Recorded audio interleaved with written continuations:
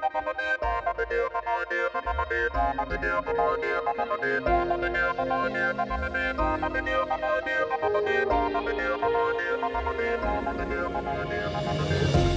back to the Volvo Ocean Race headquarters. I'm Jenny Tulloch here in race control, and it's 24 hours after the rather slow start to leg 6. Let's take a look at what it was like.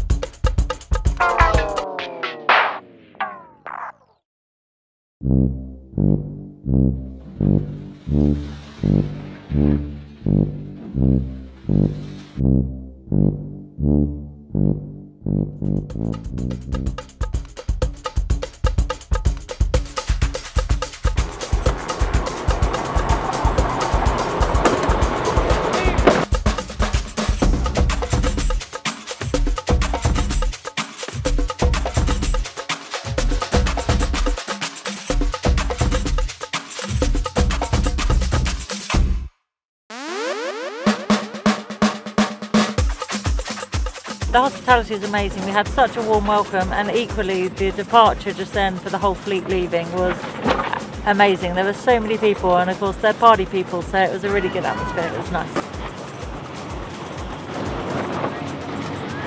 It's like maybe there is just a line of pressure where Abu Dhabi can be behind them. Well, you know, the fleet's got such a herd mentality. It seems a bit pointless to me, so I'm like, look, we've got to have a little bit of courage of our convictions. We can't just sail around, you know, trying to copy everybody else the whole time. So put our bow down, went to leeward into the shift, and it's worked out really well for us. A lot further ahead of Dongfeng. We closed on Mapfre, so sometimes you got to do what you think's right. We left Itajaí in first position out of the mark, so we did a pretty good job in the start. Then we sailed for a couple of hours in very light wind, like 2 knots to maximum 4 knots. It was very light. Mapfre overtook us. We are now in second position, so very good. All the fleet is, as always, very compact, so it will be a big fight for the lead from now to Newport. I'm pretty sure about it. Like Albie said, it was quite a fight after the start. Let's see how they've all gone since on the virtual eye. As the teams escaped the coastal light airs heading offshore, Mapfre quickly overtook the lead from Team Medica, then tacked out to dodge a squally patch as night fell. Team SCA, Albie and Dongfeng short-tacked it as well, but it was SCA who was first to commit to tacking east, the fleet following soon thereafter. They're now in a line headed east, separated north-south by about 9 miles. So we called Jean-Luc Nelius, the navigator on board Mapfre, to check in first. Congratulations on leading the leg so far. Why are you guys northernmost boat? Question, we are waiting for a shift during the night, and the boat closest to us was Abu Dhabi, and we want to control him a little bit with Medica. So we tack one of the later with Medica and Abu Dhabi, and that's why we are more north than Team SCA and Dongfeng. But right now we can see all the boat. Team SCA is here, Dongfeng is here, Medica is very close here. Abu Dhabi is just in the stair. With my bite eyes I can see Brunel, but it's not far away. It's 6.5 miles behind us. And how did you guys get past Medica? After the start, in fact,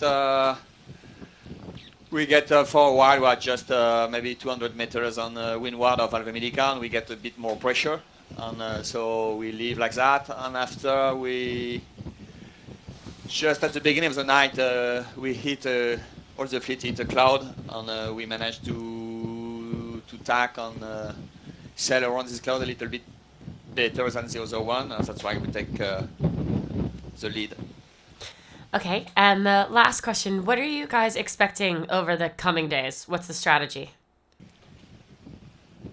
Okay, what we're expecting is sailing upwind and try to sail in front of a trough. Trough, it's kind of a low system, and it's running behind us, and under this low under this trough, the wind shift and could be very light. So we try to be faster than the system. And I think this is how the fleet try to achieve. But for sure, we sail upwind for 5 or 6 days more, so it's not very fast. And I think the fleet's still very compact like this. Next up, it was Team SCA and the woman driving on board as they exited Itajaí, Caroline Brouwer. It took us a while to get away from Itajaí. As soon as we got a little bit offshore, we started getting into some more pressure. And yeah, for the last probably 10 hours or so, we've been in sort of this 10 to 13 knots, 11 to 13 knots of breeze. And yeah, basically heading east on port tack. And we've got the whole fleet quite together. We're all mixed up. We've got Dongfeng straight behind us at the moment. And then we've got Mapfre, Alphamedica, and Azam to weather of us. And yeah, Brunel to weather and behind. So it's all pretty close. Well, and you guys are southernmost. Is there a reasoning behind that? Did you do that on purpose? Well, we were the first boat to tack. We initiated the tack, and basically we wanted to lead to be offshore and be heading east. So yeah, quite happy with our position. Oh, good. Okay, how's the vibe on board? Now that you guys are out of the Southern Ocean, done with leg 5, start of leg 6, what's the vibe like? Yeah, I think everyone had a pretty good break in Brazil. I think everyone enjoyed it more than they realized they were going to. And even though we only had 5 days off, I think everyone managed to recover quite well and have a good rest from the tough Southern Ocean leg. And obviously, you know, we've debriefed well. We've learned from our mistakes in the Southern Ocean.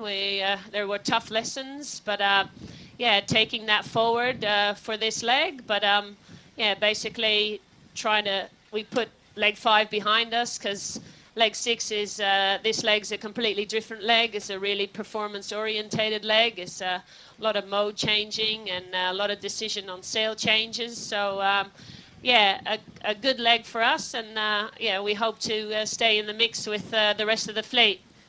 As Caroline says, a great Brazilian rest behind them as they now steam east in a tight pack and then ultimately north towards Newport. The questions lie in whether the pack will stay together as they head offshore or whether they'll split as they come into a bad section of current soon. If you're playing the game online, the current's not a factor there, and if you've forgotten to start, there's still plenty of time. Hopefully we'll have the answers to some of those questions on tomorrow's Inside Track. See you then. So yeah, we're off. Newport, here we come.